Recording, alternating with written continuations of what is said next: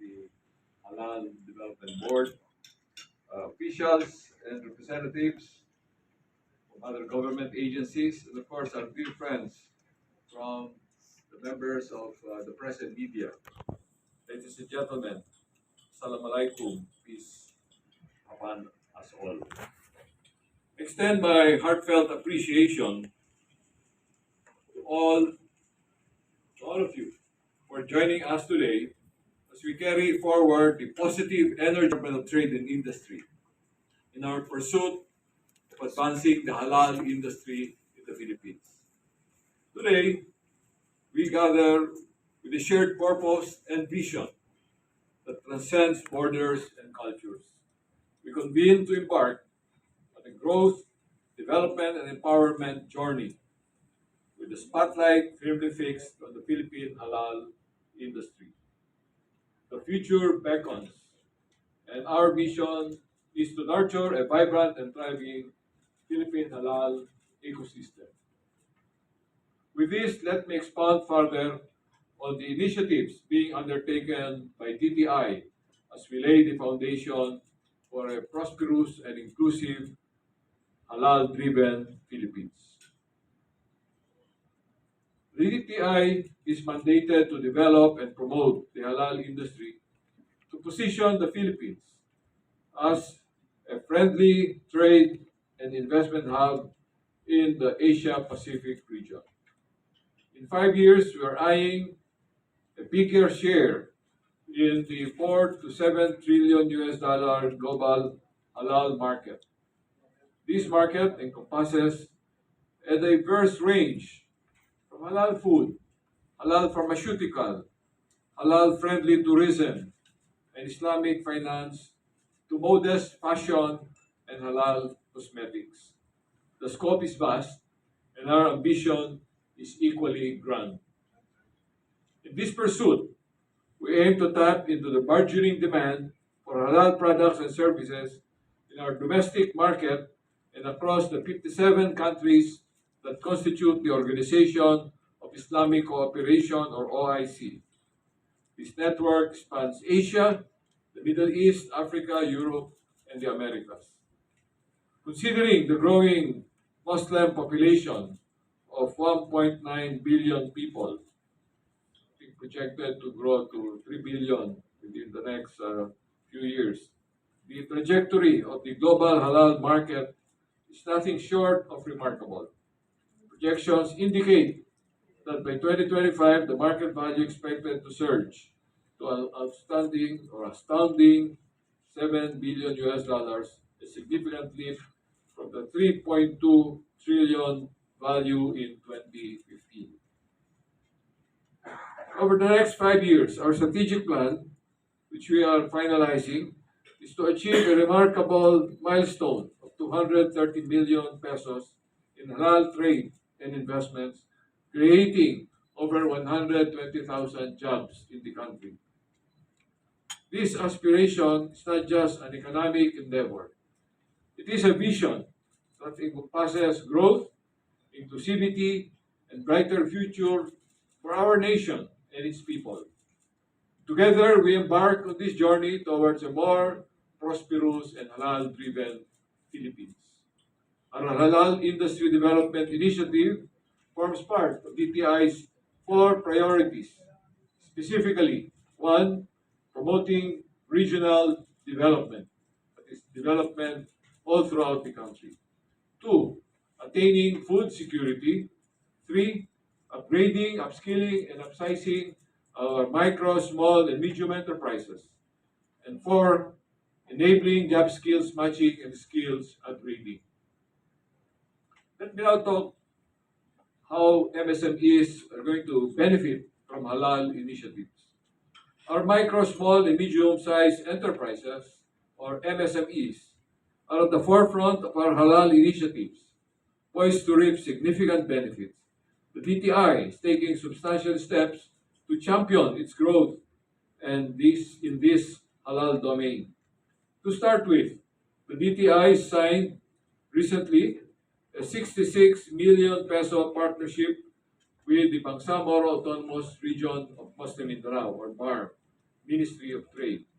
This collaborative effort is geared toward promoting local halal goods and services provided by MSMEs in Marawi area, thereby creating a platform for these businesses to thrive. Furthermore, we are committed to the economic rebuilding of the Maranao people, particularly in Marawi. We are preparing more than 100 MSMEs in Marawi to obtain halal certification, fostering resilience and growth in that region. As part of our major event today, as has already been mentioned, we are set to formalize a memorandum of understanding with the DKPO Fulfillment Company Incorporated. The effort will be pivotal in offering non-interest financing options for the inclusion of MSMEs in halal development. Apart from marketing and promotional activities, this company, we expect, will offer the following services and programs for the MSMEs interested in joining the program through non-interest financing. What are these services? Logistics management, quality control and inspection, customs brokerage, insurance, and global sourcing and procurement. Now, with respect to regional development, the DTI actively supports the organization and reorganization of regional halal councils to fortify halal materials production to address the supply chain gap.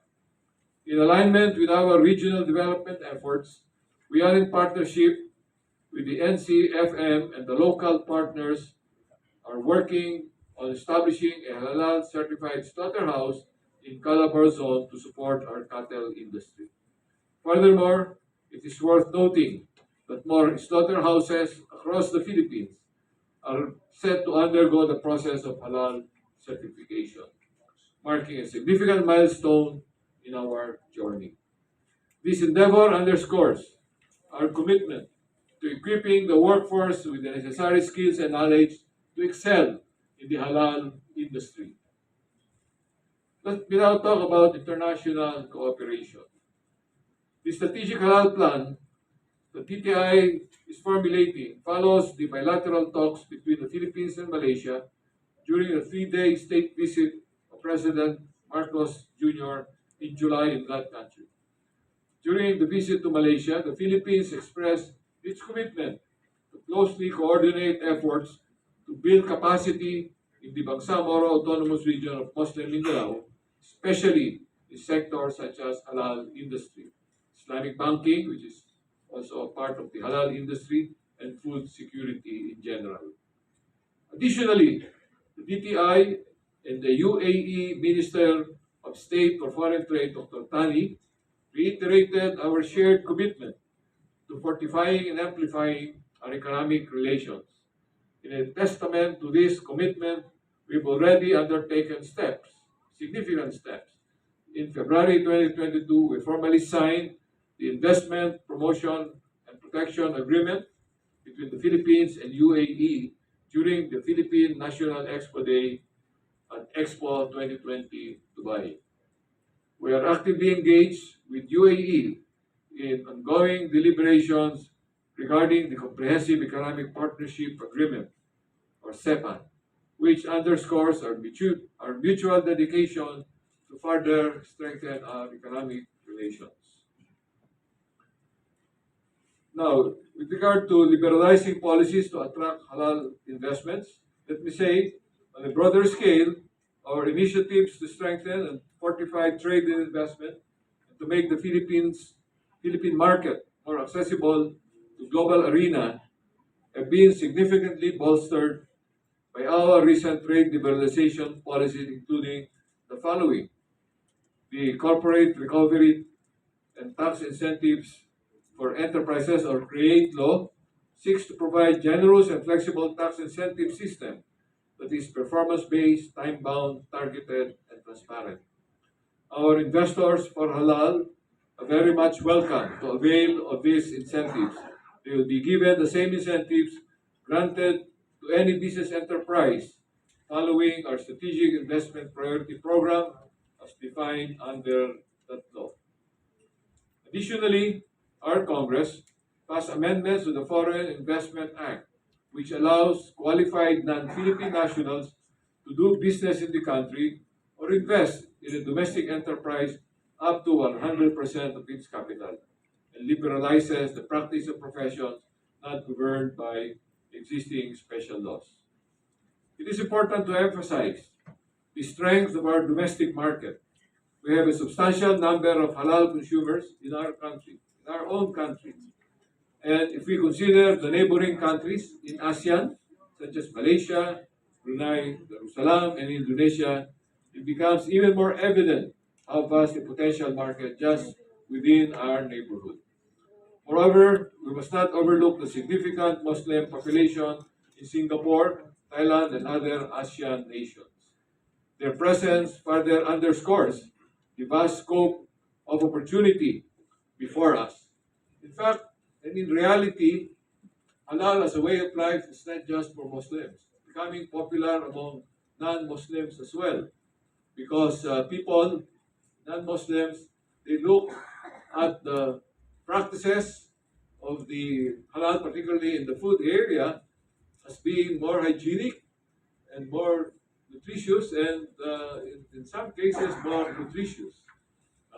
Just remember, the vegan diet started among the Hindus or among certain groups in India and other countries, but now it's a global phenomenon.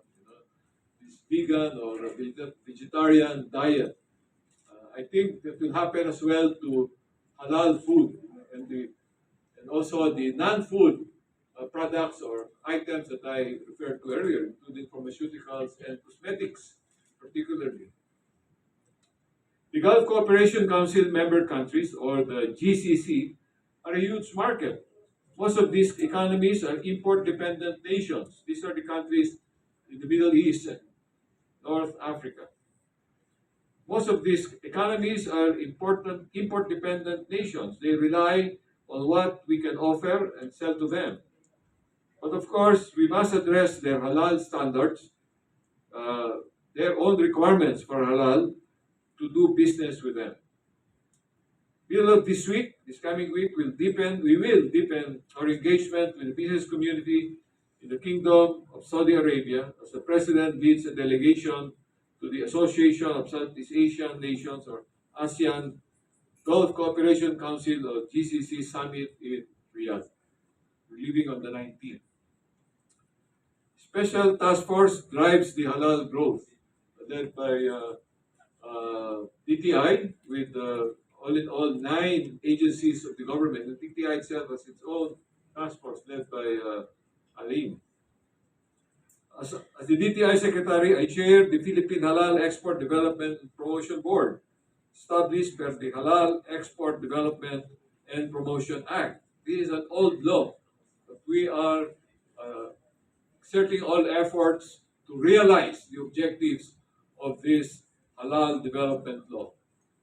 The Halal Board serves as the governing authority responsible for advancing halal exports and formulating the Philippine Halal Industry Development Plan.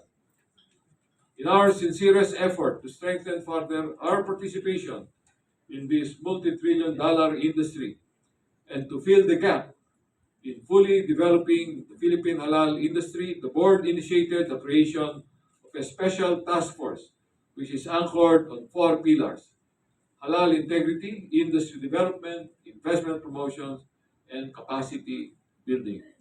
The special task force has a pivotal role in driving the growth of the halal industry. We aim for them to coordinate a comprehensive whole of government strategy to push the development of the halal industry and enhance the halal economy within our country. Let me now talk about the Philippine Halal Economy Festival. We are hosting the Philippine Halal Economy Festival on 21 November 2023. At this event, we expect to conduct a trade and investment forum with renowned speakers from the global halal authorities, mount business-to-business meetings, showcase halal cuisine and culture, and exhibit halal certified products and services, among other exciting festivities. The festival will be open to the public, promoting halal as a healthy alternative. This event will be held as the SMX Convention Center, Mall of Asia Arena. The Philippine Halal Economy Festival will be part of the Invest Philippine Week that will run from the 20th to the 24th of November 2023. The Invest Philippines Week brings domestic and international investors together to engage with the government and the private sector in our country through investment promotion activities that would facilitate business partnerships and investments. This event will highlight the Philippines is now open for business.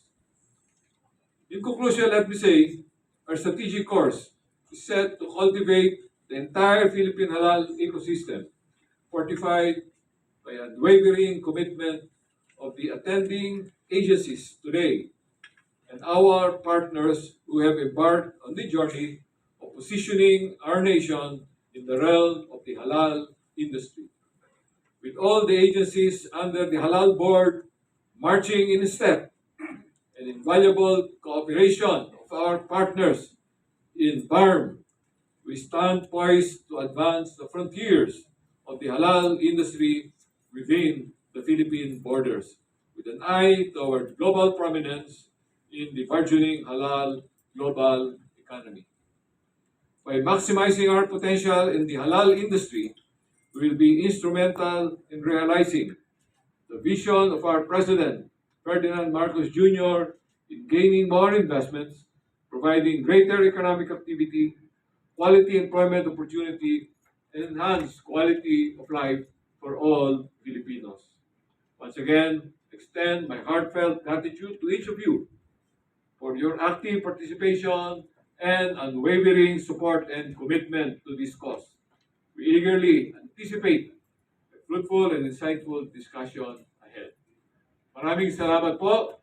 Mabuhay tayong lahat.